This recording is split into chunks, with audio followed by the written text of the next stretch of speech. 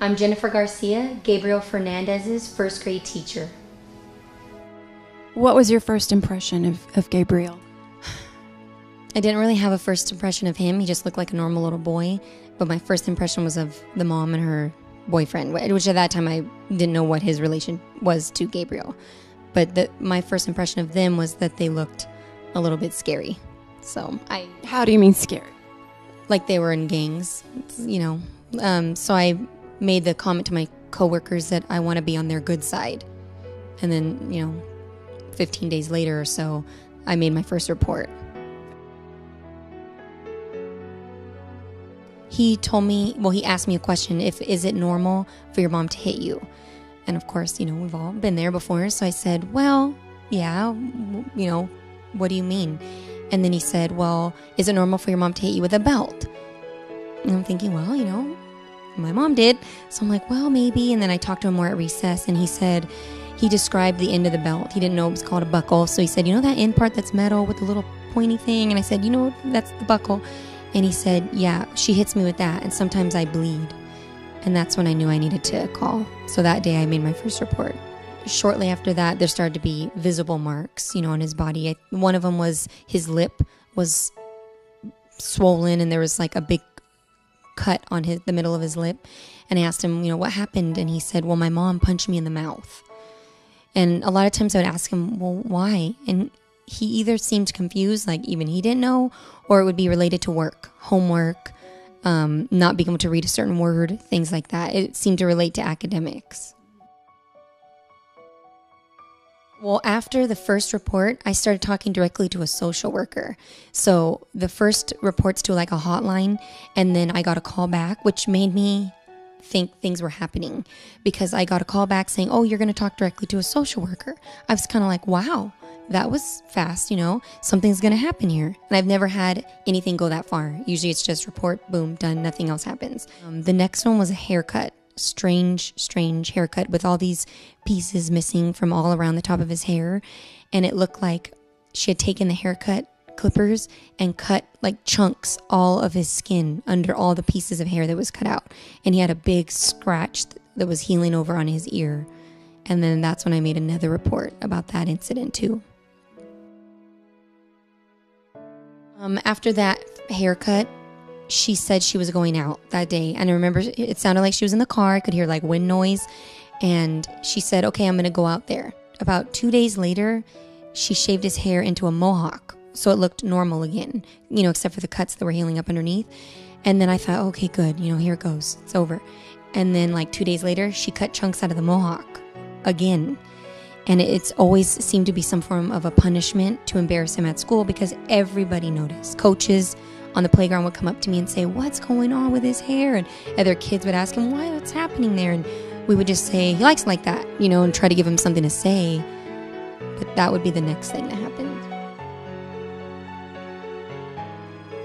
So I did recommend him to the psychologist even, to see if she could talk to him, if they had like some kind of one-on-one they could do.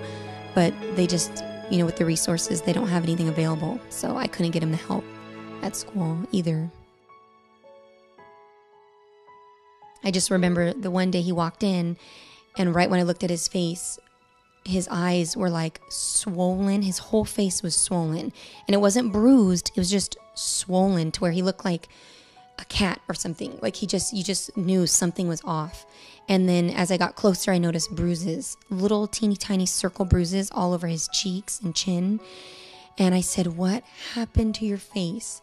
And he said, oh, I was playing with my brother and I fell. But you knew that's not what happened. I said, well, it wouldn't matter what you said, because I see the marks and I know that you don't fall down and get little bruises like that. I said, what happened? And he said, she shot me in the face with a BB gun.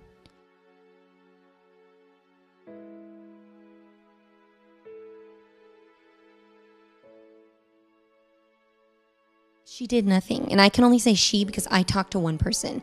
I don't know who else handled paperwork or who she goes to. I just know that she was the one I talked to. She was the one that knew the information. She's the one that went out and saw him. And I don't understand how you couldn't remove him or think it was a dangerous situation, or how the mom could give an excuse. I did it yesterday because we do it every year. It's online. It took a half hour, and that's because I actually read it. If you don't want to read it, you can just skip.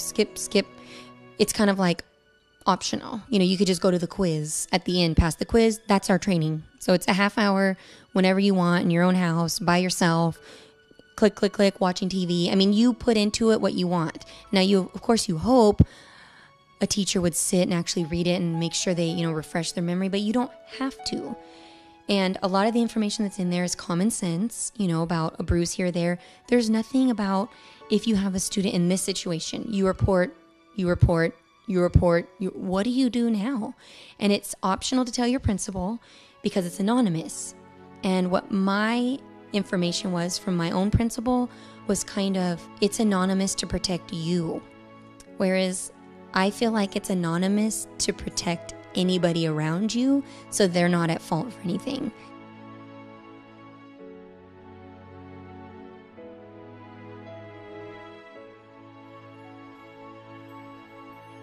On one occasion he came in girls' clothes and I said, I'm reporting that.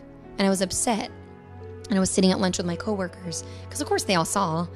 And they said a parent can cut their hair how they want. A parent can dress them how they want. And I don't think they understood the severity.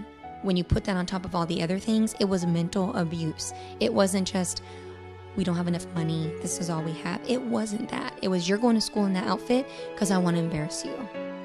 So if you could go back, or going forward, what needs to be done to save the next Gabriel Fernandez?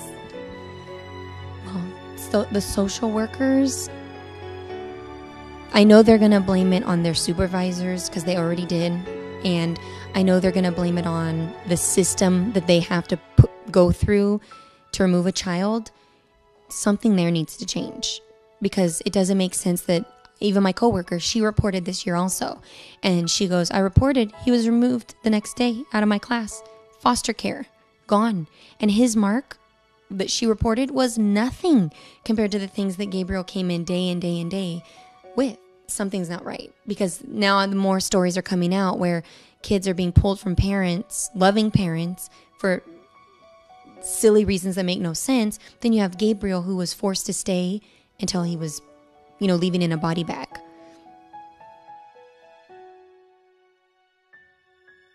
At the end of the year, we're working on Mother's Day projects and we're making cards and just coloring things.